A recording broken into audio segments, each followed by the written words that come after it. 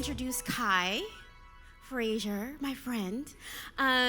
It's a great story, and it's just amazing how after our time here together, we've made even more connections. And so I have a special story I'd like to tell with one of your Ed Farm teammates. Her name is Sarah, who you've heard from a couple of times during our time together. But I met Kai, we don't even know, actually, where we met, but we know it was in Washington, D.C., and we know it was over 10 years ago. And so when I was chatting with Beth and Christiane about the conference, and Beth was like, oh, yeah, I'm looking for, a speaker. So, well, what about my friend Kai? Check her out and see what you think.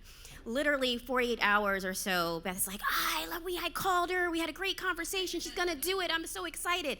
And it just made me happy that we can make recommendations, we can connect each other, we can support one another, and really put people out there that we know are doing the good work, and just their voices need to be heard. And so I was so happy that that connection was made. And the other nice, very sweet story is that your very own Sarah Jones, she in 2014 attended the HBCU Innovation Summit hosted by TMCF, and at the time she was a Howard University student, and they were looking to diversify the tech industry, so she came out to California to meet with the different tech companies. I guess a group of them did, and so one of the interactions she had was with Kai. And at the dinner last night, I said, hey, Kai, there's Sarah, meet Kai, Kai, meet Sarah. And after about maybe 5 minutes or so, Sarah's like, I know you. You were the woman that I met when I was learning how to, talk to the folks in the tech industry in, I think it was DC. And I have a photo. I wish I would have shared the photo with you, but just the sweetness between the two of them to realize that they knew each other and they were connected by tech, two Black women doing wonderful things. Kai was just like, you're doing amazing things, Sarah. And Sarah was like, you impacted me so much. And so just to say that every interaction that we have means something. And that interaction that she had in 2014 has absolutely fueled her for the work that she's doing today. So always a good nod to always sow into people when you're with them. And so let me introduce you to Kai. Stop talking now. Kai Frazier is an educator turned ed tech entrepreneur who's passionate about using tech to provide opportunities for underestimated communities. She is the founder and CEO of Kai XR, which uses metaverse technologies to develop critical 21st century skills in students, preparing them for a rapid, evolving future. Kai also serves as Global Child Safety and Education Advisor for the XR Safety Initiative, XRSI. Before creating XR, she worked with several museums. One of them was the United States Holocaust Memorial Museum, as well as the Smithsonian National Museum of African American History and Culture. Have any of you been to that museum yet? Amazing museum, please visit that. Specializing in digital strategy and content creation. Her company is backed by Techstars and T-Mobile and has been featured in Forbes and NBC and our favorite comedian, Steve Harvey Show, and more. Kai, please come on up. Bless the people.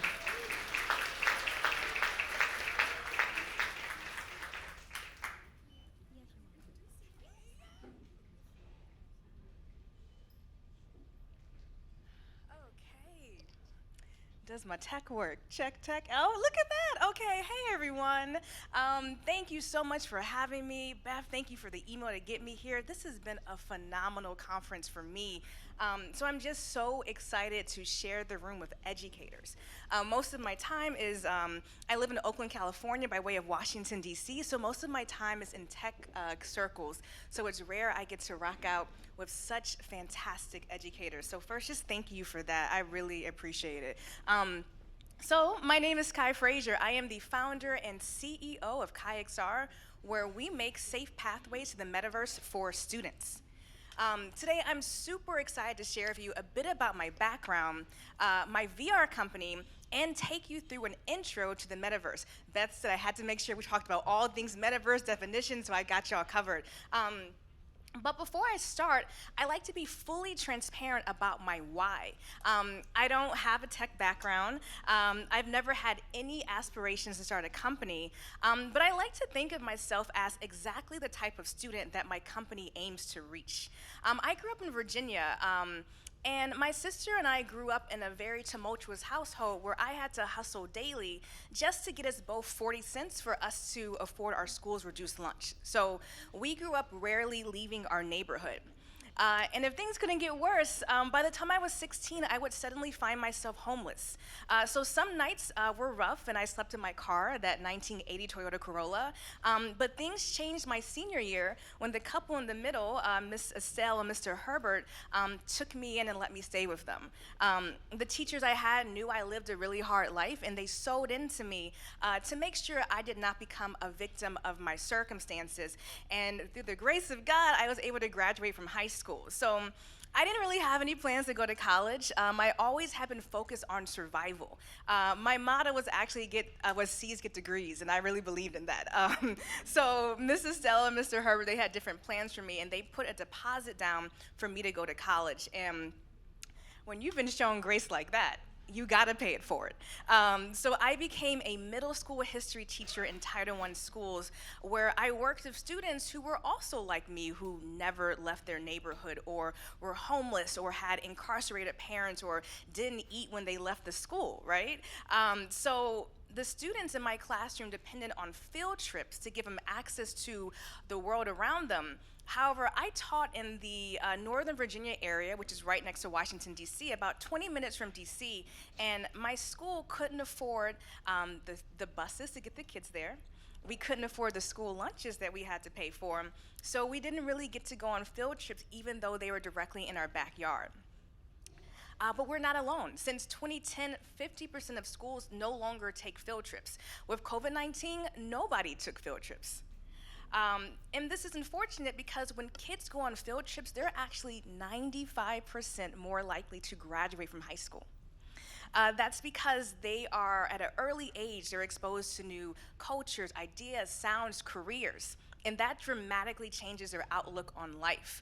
They're actually 63% more likely to graduate from college, and they earn 12% more than their peers over their lifetime as opposed to the kids that didn't go on field trips. So field trips are a really big deal for them.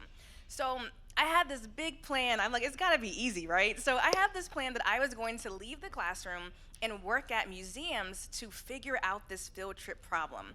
So I went from teaching history to working directly with history in some of the biggest history museums in DC. And I found this new career in working with eyewitnesses to history and producing their stories so kids can learn from them.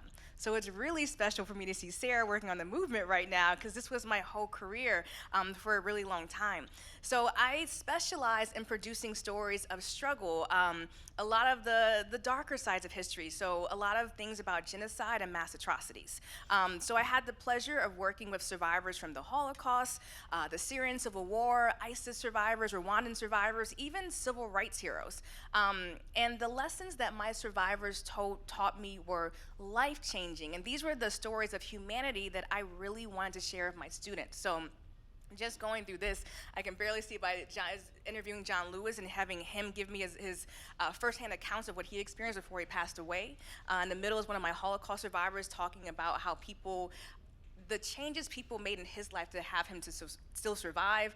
Samuel Jackson over there talking about what it meant to open the African American Museum. Same thing with Common down here, what it meant to open that museum. Ken Burns in the middle talking about some of the pieces he worked on. And even at the very end, we used to work with Syrian survivors who came straight from the front line, identifying the photos that we saw of maybe their loved ones that were killed. And our museum did a lot of work of just shining a light of the mass atrocities that we didn't have proof for. So a lot of our survivors smuggled photos out and things like that, and we had to tell those stories to really change history. So I saw these great experiences, and I was like, there's gotta be a way to get them back to my students. But getting those experiences back to my students was harder than I ever expected. So I thought about it. Inside my classroom, I was often frustrated because we didn't have the funding for field trips, and gaining access to tech was an everyday struggle. We barely had laptops. We had that one laptop cart that came around with the buttons missing, and it wasn't charged and stuff. So we had a bring your own device policy, where if you had a smartphone in your bag and you had a tablet and you had a laptop, just bring that and we will make it work. And then on top of that, we barely had Wi-Fi. So it was a struggle to get the kids access to tech. So I had this crazy idea that maybe I could bring those stories to students by creating VR or virtual field trips. And this way I could give them hands-on opportunities to emerging tech while letting them explore the world. And still, I thought this would be simple. I had no idea just how complicated that one idea would be. So I'm a firm believer that if you want to solve big problems, you have to take some really big risks. So I sold my house, I sold my car, I sold everything I owned, and all I kept with me was that bin of clothes, a VR headset, and that laptop. And I didn't know that being an entrepreneur meant that every bit of bare space I would write on. And I would just write down every single thing. And I decided that I was gonna move across the country from Washington, D.C. To Silicon Valley so I could learn as much as I could through osmosis. If I could just be close, I knew I could pick it up. So I used to sneak into conferences and whatnot and just would carry my camera around and just learn all that I could from the people in Silicon Valley. 4 years later, that one idea for virtual field trips has turned into a full VR company. We're a metaverse company. It's called KaiXR. Thank you. so, So I told my workshop earlier that I am biased. I do like my name, but also for the students that we teach, I named the company KaiXR because they don't understand people made these companies. So they don't understand people made Roblox and Snapchat and Fortnite and all these things they like. So, and then if they do know that people made them, they don't know that they are the people that can make it. It's a really big disconnect for our students. So I wanted to be really visible so they could see we made this for you all, and you all can make your ideas too. So most of our customers are under 13, and for a lot of them, we're their very first touch point to the metaverse technologies. So simply put, at my company, we use metaverse technologies, which we'll go into later, to expose students to global educational opportunities, and that prepares them for a highly technical future. To get these resources to students, we have to empower the educators. So my company creates the tools that educators need to develop 21st century skills in their students. Those tools include things like kid-friendly content. We have 100+ diverse virtual field trips. We do lesson plans and curriculums, professional development, and more. We like to say that we prepare students for tomorrow today. Because I came from underfunded schools, ensuring accessibility is personal for me. As a WebXR company, WebXR means we work on the web. Most VR companies work on one or two headsets, maybe an Oculus Quest 1 and an Oculus 2, and the Oculus Quest 2, and that's it. As a WebXR company, we work on whatever has a web browser. So we work on a smartphone, on a laptop, on a VR headset, on a tablet, on a smart TV, on a smart board, and those VR headsets, so all in one, there's a web browser inside of them. So you would go to kaixr.com and you're instantly on our platform. There's no app or download needed. If we were lucky enough to come through a T-Mobile accelerator about a year ago, and T-Mobile helps us get schools connectivity. I was talking to Raymond all day talking about the problem we see at schools is, one is the devices, two is the connectivity, then it's the content. So for a lot of these educators, we don't have devices. Then we don't have Wi-Fi for them. And then if we're lucky, we have some content. So all of these things for my company, we make sure that it is a priority that we think about connectivity and accessibility, and that's what makes us different from most of the companies that are in the space with us. And that's to make sure that all students can have access to our technologies regardless of their circumstances. So this is the part where I never want to assume that people know what I'm talking about when I say AR, VR, XR, MR, all these things. So I like to pause here and go over the basics just like we teach our students. So let's get into it. First one, raise your hand if you've ever used AR before, augmented reality. I got a feeling it's a lot more than the hands that I see, but we're gonna get into it right now. So what is AR? AR, simply put, is when you use a device, such as a smartphone, to augment or change what you're seeing through that device. That may be smart glasses, that may be a smartphone. This is a mural where I live in Oakland, and my friend is holding my phone, and we are activating a AR activation so we can see it move and come to life, but that's the device that is changing it. Because of course, it's not moving in real life. But some other examples are, how many of you all use Snapchat ever? right? Snapchat is usually one of the biggest examples of AR. So is a rainbow coming out your mouth, or is your phone augmenting what you're seeing to make that virtual display, if you will? Another popular example may be something like IKEA. They have an award-winning AR app. So maybe you want to figure out if that table fits in your place, but you don't want to go get the table and bring it back and build it. It doesn't work. You can use the AR app and use your device to place the table in the space, and then you can see if it works or not. So you can also do it on Amazon. You ever looked on Amazon, it says you want to place it in your house? The Amazon app does that too, so you'll be surprised how often you see that. And then, of course, everybody's most popular AR example has been Pokemon Go. I think everybody remembers where we are when Pokemon Go launched. Fun fact, I was in the Holocaust Museum, and people were running in saying, "Gotta catch 'em all." And we didn't know what was happening. And this was Pokemon Go. The museum is a free museum, so you could just walk right in. So it was us, Arlington National Cemetery, the 9/11 Memorial. We were confused because we were memorials. And overnight, people were trying to find Pikachu. We didn't know what was happening. So Pokemon Go is, Pikachu isn't behind you. It's the device augmenting it. So AR, most people have used it, and they don't even realize they've used it. Now we're going to AR's cousin, VR. How many of you all maybe own a VR headset? Whoa, wow, you make my world a lot easier. It was not like that last year. And the year before that, we've seen a lot of an uptick in VR, and that makes me very happy as having a VR company. Anyway, I digress. So VR, what is VR? VR is when you use a device such as a VR headset to be fully immersed in that environment. All around you, all you see is that environment. At KayXR, we specialize in VR. As soon as that headset goes on for kids, doors are open and they are transported into new worlds. So kids can experience new cultures, new careers, new locations, and most times it feels like you're actually in those new worlds. It's hard for your brain to differentiate where you are. So you may be let's say with pandas or underwater at a coral reef or at the Obama portraits, but you may just be right here in this room right now and you don't realize it. So for kids, it really changes their life and their possibilities. And it's one of the fastest ways for kids to learn that I've ever seen. I don't think I would have ever gotten to VR if I didn't see us putting headsets on kids and then them coming out sounding like a Wikipedia page instantly. And we were like, what's happening with their comprehension? It's because they feel like they're there. And we're seeing some really big changes of how they are understanding the content. But VR headsets, technically, legally, are for kids 13 and over. So what do we do for the younger kids? For them, we get creative and we use 360 video or non-immersive VR.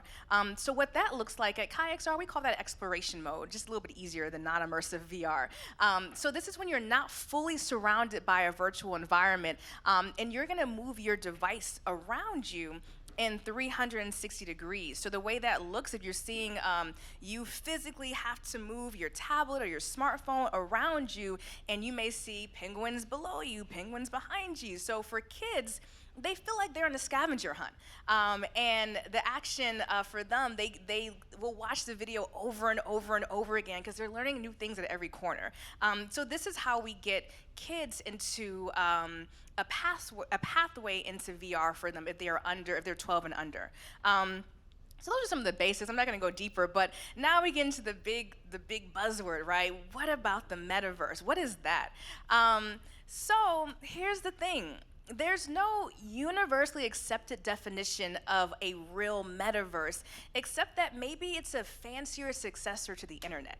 And to be honest, the metaverse is an idea that doesn't fully exist yet, and it's still being created by all of us and our students. If I had to try to define it, I would say it's a virtual space that combines multiple elements of technology, including AR and VR.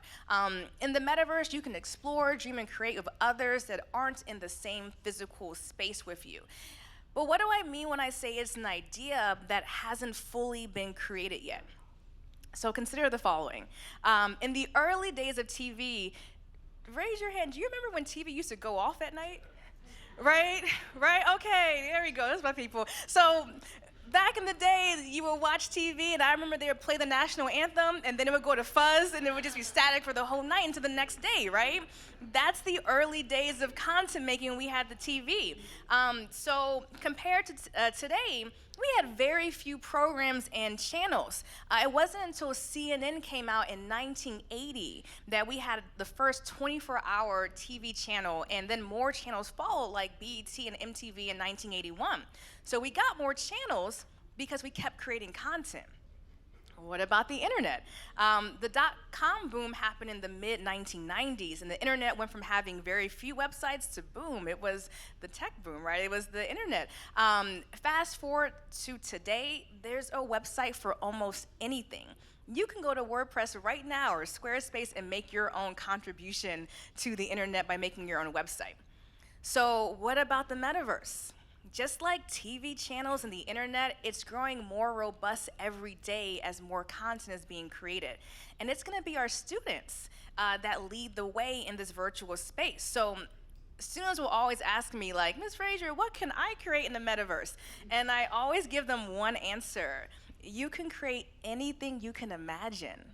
And we remind them to dream big and that their unique ideas and voices are not only valid but needed in this space. And they're gonna be the next generation of innovators. So to get these kids ready to create in the metaverse, they'll need to develop 21st century skills to prepare them for the future of work. So I wanna put this quote up here and just give y'all a second with this. It says, the illiterate of the 21st century will not be those who cannot read and write, but those who cannot learn, unlearn, and relearn. And I'll let that sit for a little bit. Yeah, look, you better be on it, yes. I know, I love it. It's been a great conference. Okay. So, of course, the kids still need, reading, writing, arithmetic, that's still there, but they gotta be prepared for a highly technical future, and they're gonna need these new skills, especially to work in the metaverse. So, I'm gonna highlight a couple of those skills. Bear with me, I can barely see the screen, but I'm gonna try to go through them. I tell people in the metaverse, you're designing new worlds. And when two worlds come together, that's universes. So what does it take to design a universe? You need to be creative, right? So we encourage kids to dive into their natural curiosity and their imagination. That's usually the hardest part.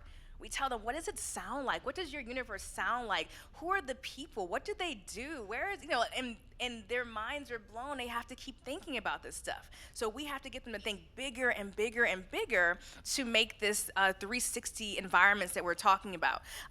When it comes to critical thinking and problem solving, we work hard to reward kids on not just the end result, but the process. So it's learning from the missteps, the iterations, and every time a kid tells me something, I don't always say like it's right or wrong. I say like, tell me how you got that. And they blow my mind with the way that they interpret what I'm saying and what they're building. So we want to make sure that we don't stifle that critical thinking, that curiosity that they have, that tends to dim down as they get older. Communication is a big thing. We want students to confidently articulate their ideas. So, Sarah, I'm gonna keep picking on you. When I'm watching you present on the movement, I was like, exactly. You have to be able to communicate your ideas. If not, they don't go anywhere.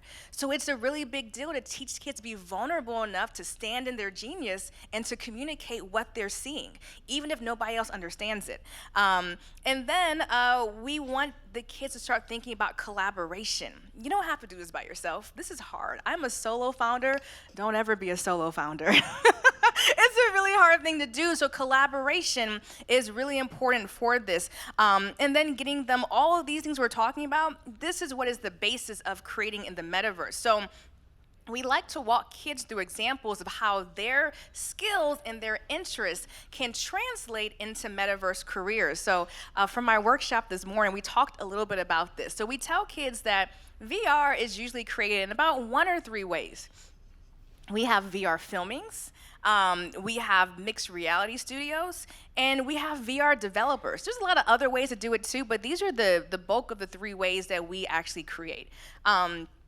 My company, we specialize in 360 filming. That means that we have to go on location to film these experiences. This GIF is us filming the official Obama portraits. That's one of our virtual field trips.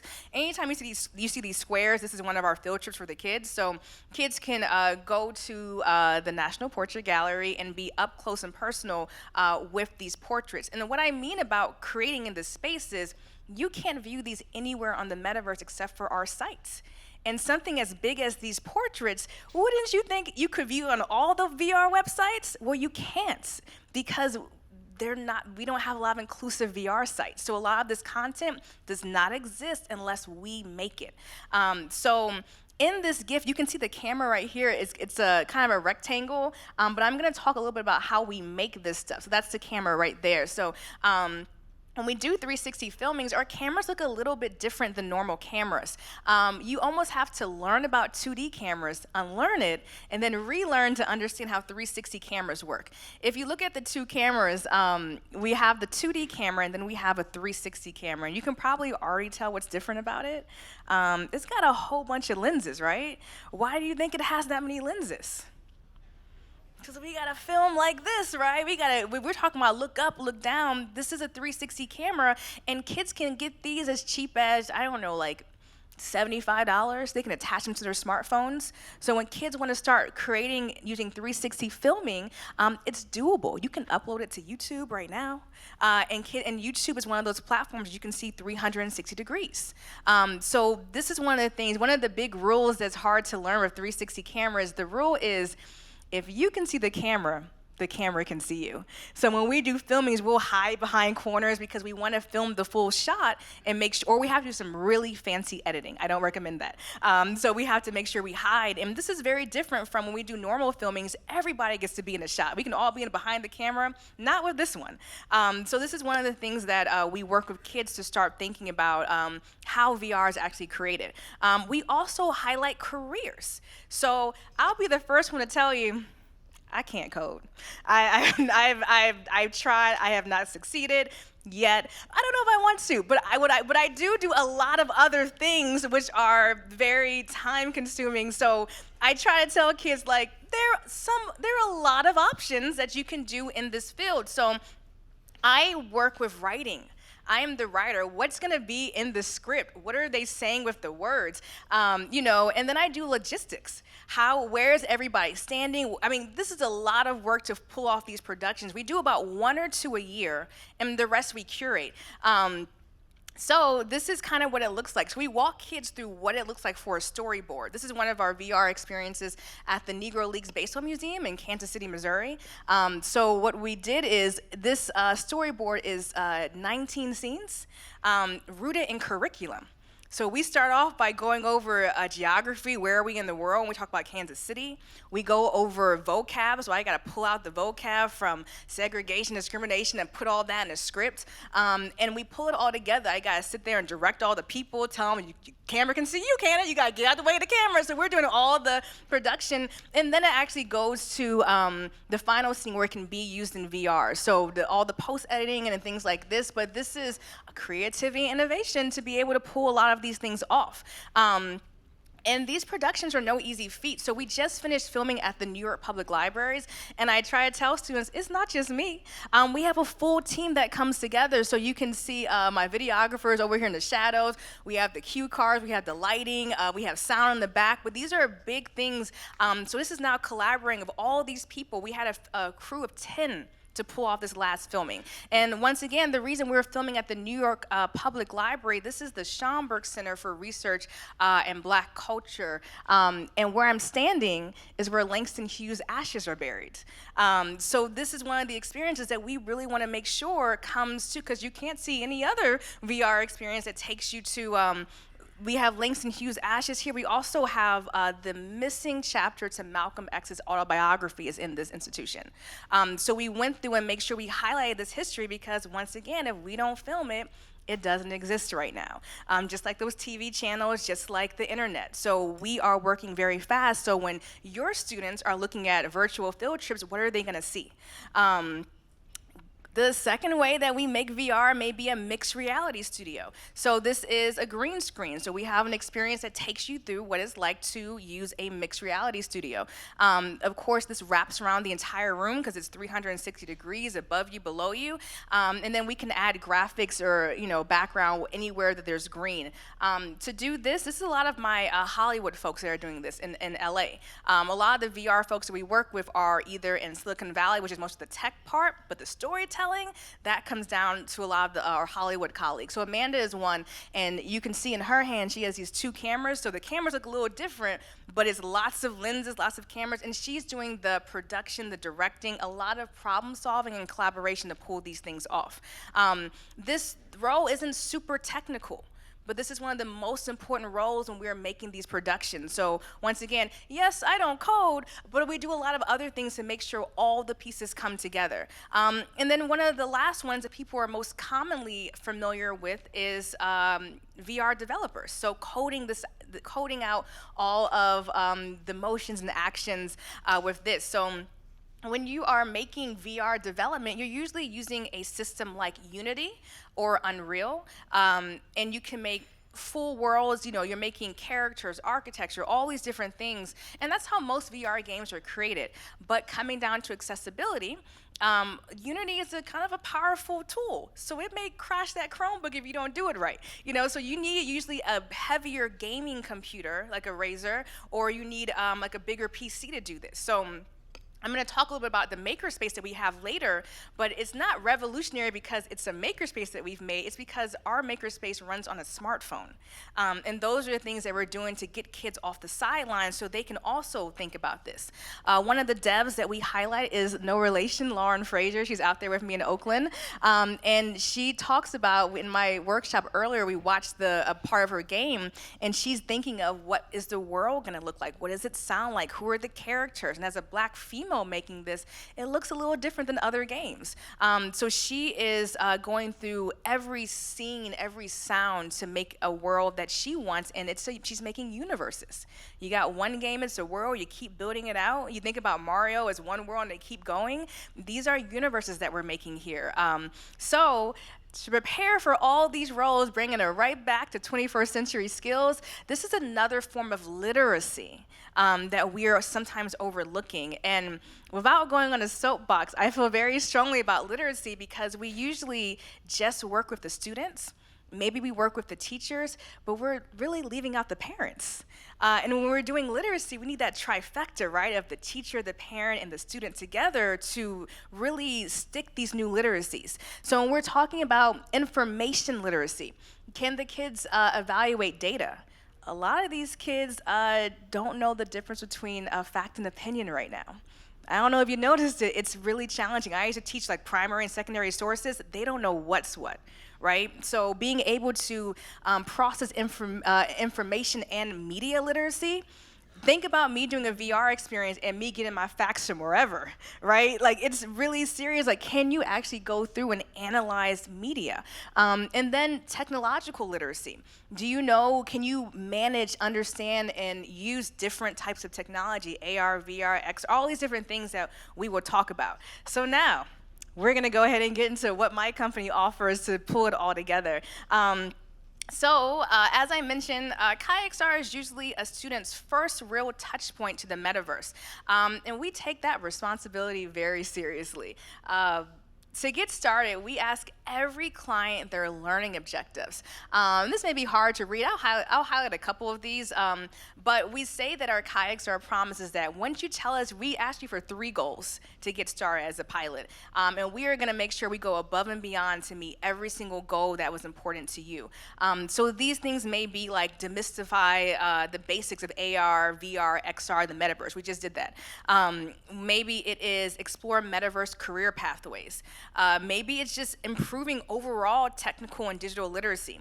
Sometimes it's real-world application of STEM skills. And then I want to make sure I highlight championing parents and educators as they provide metaverse guidance. And we give them support for this. This is a new field. And like they always said this morning, if you think you know it all, you are lying. Nobody knows what's happening with this right now. So we're doing the best that we can to make sure that we are being responsible about providing that safe pathway to the metaverse for kids.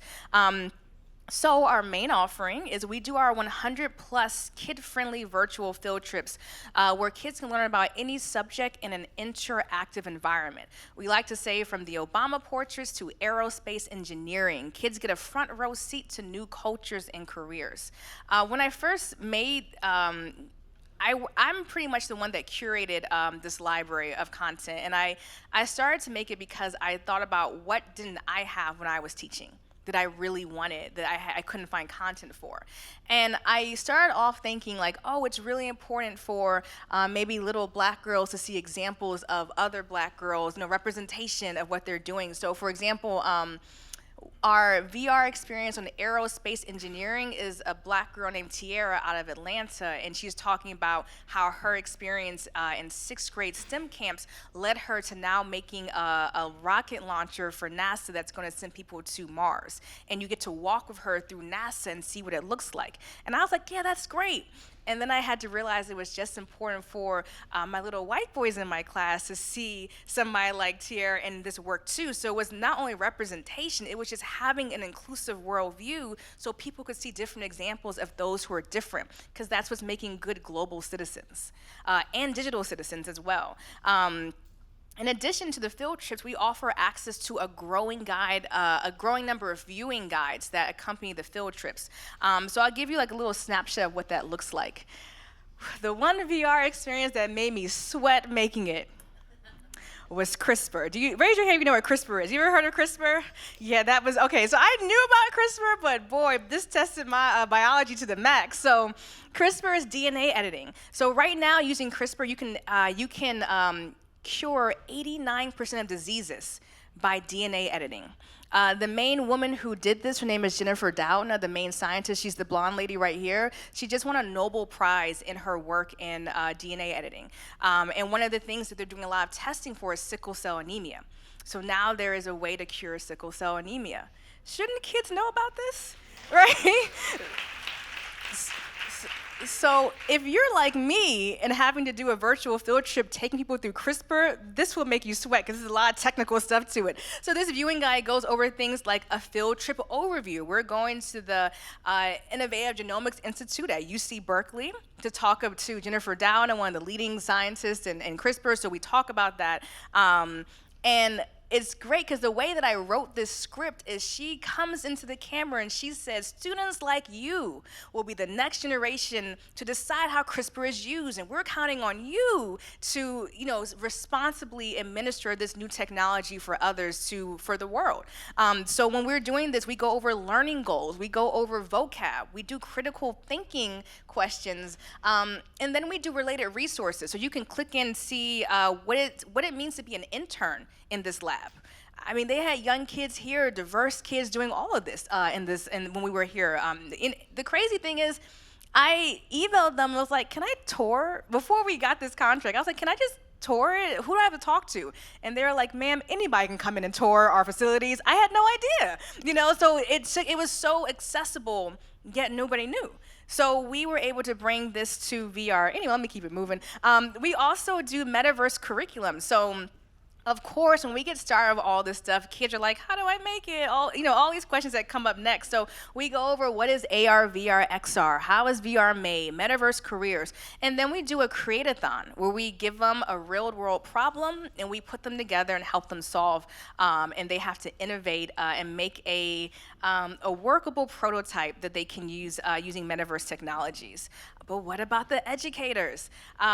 You're not by yourself when you work with us. So we make sure that we do professional development that goes over the basics of the metaverse, the KaiXR platform, and how to roll it out in your classroom. The reality is every classroom is different right now. We hope one day it's like, we can just keep it rolling a lot faster, but right now we have a lot of hybrid learning. People are just getting back to their classrooms. It's very different depending on where we are. So we go ahead and talk to you about your learning objectives, and we really work with you to make sure that you are successful using our services. And then safety training, right? I heard a couple folks tell me they've had kids running into walls. We don't want that to happen. So we do safety training. We care about the kids. So we do a safety module to go over the basics of VR. So maybe that is drawing a guardian boundary. If you know you have a headset, you have to draw the boundary first to make sure you're safe in that boundary. Maybe calibrating headsets, making sure kids aren't swatting each other. So, spacing them out if they're going to do this, and of course not walking into walls. And then the best part, Daryl on our team, if you've ever emailed me, you get Daryl right afterwards. Daryl is our head of customer support, and he is the one that making sure whatever question you have, he will jump on the phone with you, text you, whatever you need. And this is a big difference for our company. Let's say any of the tech companies you probably work with, you can't call them, but we get SOSs from teachers saying, I can't figure out how to do X, Y, and Z, help, and we just jump on the phone with them. Teachers have a lot of questions, and we have questions too. We're all learning together. So we're just one call away if you need help. And then the really big thing I'm excited about is about a week and a half ago, we just launched our makerspace. This is what I was talking about earlier. We let kids learn the basics of VR design. They can tinker, toy, test. It's drag and drop. It's no coding needed. We want them to code, but we find out what happens is they feel like that because they can't code, this is not for them. So first we try to get their ideas out first. Like, what would you create? And what does that look like? And what world do you want to make? And then they get so excited, now they want to learn how to code. So we have to engage them first, and this works super easy for younger kids. So we really focus on kids who are 14 and under. We work with older kids too, but 14 and under is really our sweet spot because we give them that pathway from non-immersive to immersive technologies. Right now, we just launched it out. We have 5 scenes you can make from, one blank space to go crazy on your own and do things. And thank you for everybody who came to the workshop today. This is our first time testing of teachers. And boy, y'all had some great feedback. So I can't wait to keep making some iterations. And we're gonna launch this, we're gonna launch it around July 1st-ish. And then it will be, we'll have it on our website for free just to get feedback and stuff. So we would love for you to come try this out and go from here. So I'm gonna go ahead and try to close this out now. So I wanna give you one example of what KayakStar looks like in the community. And highlight some of our stellar students that we have. So in Houston, Texas, we are so proud to work with the students of Harris County Juvenile Detention Center. These are a lot of the students people forget about because they're a little transient. They come here and then they come back to your classrooms. And so we are working with them to make sure that some of the high-risk youth get support from community partners, including us, and we help direct them towards career and college development.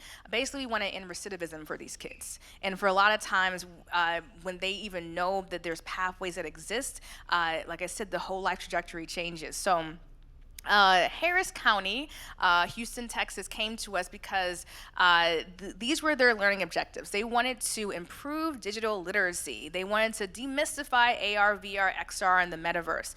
They wanted to provide hands-on opportunities to emerging tech, not just me talking about it. Can they get busy and start having that first touch point? And then they wanted to decrease recidivism through exposure to career pathways. This was sponsored by the Rotary Club of Houston, Texas, for this partnership. This is kind of a makeup of what the kids look like. So yeah, we do 14 and under, but we do all ages. We do usually K through 12. So most of these kids are between 9 and 18. 70% were male, almost 100% were black and brown kids, and their top interest was math and history. We were surprised to see that. That's great.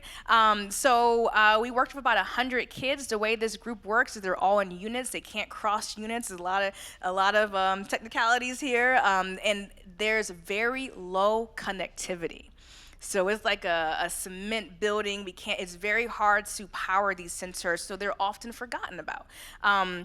So we were their first touch point to metaverse technologies. We spent a couple of hours with them each week over the course of 6 weeks. So some of the results that we got were 70% of the students increased their knowledge of metaverse technologies. 72% expressed interest in advanced tech like metaverse technologies. 88% of them wanted support in seeking out metaverse opportunities. And this was a hard one because when we left, the kids can't have things. It's contraband in these systems. So they're looking at us like, when you leave, we don't have it anymore. How can you help us? Because they had such an interest. So we actually had to print out worksheets for them to say, when you come out, here's how to find us, here's some things. So we were down to worksheets to help these kids on what is that next step. And then almost all the kids said they would be really interested in considering a metaverse career. And before they talked to us, they never knew what it was. So I'm really excited about these kids really will be the next generation of what is possible in the metaverse. So when we finished this program, we had some recommendations, and we said that we wanted to take this pilot and scale it to all of these centers in Harris County. And what we got back was, out of the 4 centers, we got 3. We missed the 4th one because T-Mobile came back and said, we'll cover it, because you have connectivity issues. So T-Mobile came back. One of the things that's been really interesting is it's very challenging selling into schools. It's a whole nother conversation. It's very challenging selling into schools. So I never knew that you could sell into devices. I'm a history teacher. This is very new for me in biz dev opportunities. So T-Mobile came back and said, we're gonna sell into the devices and connect these schools or connect these centers. And we lost the 4th center because it was out of T-Mobile's coverage map. So you know the whole pink map, and we had that one gray spot on the map where one center was not covered, so we couldn't take it. So we're expanding this program from 1 to 3 in Harris County. We're really excited about that. So I am a startup founder, so the rule of presenting is we never leave without an ask. So our goal is to get 1 million kids access to metaverse technologies by 2030, and that's a tall order to do. So we have grown every day thanks to community support. A lot of my peers in this space, they are no longer here because this has been a boom and a bust field when it comes to VR. It wasn't until Facebook changed its name to Meta that people even knew what we were talking about. People thought I did 3D printing for 3 years, which is great, but that's not what we do. So not knocking it, it's just not what we do. So if you know of any schools, if your school may be interested, if you know STEAM centers, libraries, summer camps, after school programs, please feel free to take a photo of this. We're at Explore at KaiXR. Even juvenile detention centers, we love them. Send them our way. We love working with these kids because they're so creative. When we asked the kids at Harris County what would they make, most of them told us they wanted support in making VR programs that train people who are incarcerated to how to get back into the real world. And they each had a different idea about how to do it. So like, where are those solutions? So it's really equipping these all the kids and put their diverse ideas in the metaverse so we can get the metaverse that we truly deserve. So in closing, I'm very accessible. Please, this is all my information. I would love to connect. I'm so thankful, Beth. Thank you for having me. Thank you for Edifarm. I really appreciate it. And now I think I'm going into questions, right? All right, I am up for questions. Go, sorry. Hi. Hi. I'm Madison Goodwin. I'm the makerspace teacher for kindergarten through 5th grade at I3 Academy. So I have a bunch of things written down. My first one is thank you. Thank you, Madison. Because VR was very defeating to me, and couldn't even open that door because it's hard. One headset is like candy. Like, I will be eaten in a classroom if I have one of anything. So it's just not happening in a makerspace with 20, 25 kids. Like, that's just, I can't open that door. So the ability to have this as a web browser to access this to my kids. So I've got 420 kids on that 1 million goal that we could connect Let's with. do it. And so the Oculus and having Facebook, that was just a barrier for me. It's a barrier for everyone. And so I'm really excited about the idea to be able to tap into this with 420 kids, kindergarten through 5th. But my question is, so I have 2. For the first one, for a school with multiple, I could reach all kids, am I having to buy 420 licenses, or is it something that I can, what's the cost-efficient version of that? And then my second one is reaching my little learners. Is it the same type of field trip, or are there categories that I can hit like K through 2, 3 through 5? Yeah, so my memory gets bad, so I think I got both questions. So first, I'll go from the last one. So our content is grouped by you. We have viewing guides or viewing categories. So you'll say this is good for everyone. This is good for this age. The search function is improving right now. So we're releasing some updates in July. So you'll see some more stuff on what you want to see. So bear with us every day. We gotta make sure every button works, but we're coming for that. And then the other question was business models. So we have it so we can do B2C. So if you are a household, you can start a trial, get on it. If you're a classroom, you can do that. But if you're a school, we find schools are most successful. We have a B2B, a bigger business enterprise package for schools, for school districts. And that comes with all the things, right? The professional development, the lesson plans, all licensing for the whole school, where you can log in and get started. So please, take my information, send us an email. This is probably a better email, theexplorer@kayxr.com, and we will figure out how to get it into your school. And also, I want to clarify, when people are saying, when Beth and them are saying that the prize is a KayXR, so like whatever, we're giving the school a full subscription. Like you're saying, we're giving the entire school a full subscription to all the services I just mentioned. That's the package, so I'm really excited to have that there. Yes, yep. Okay, we got you. And even if you don't win, yes. And even if you don't win, Madison, we'll talk. We'll get it going. Okay. Any other questions I have? Yes.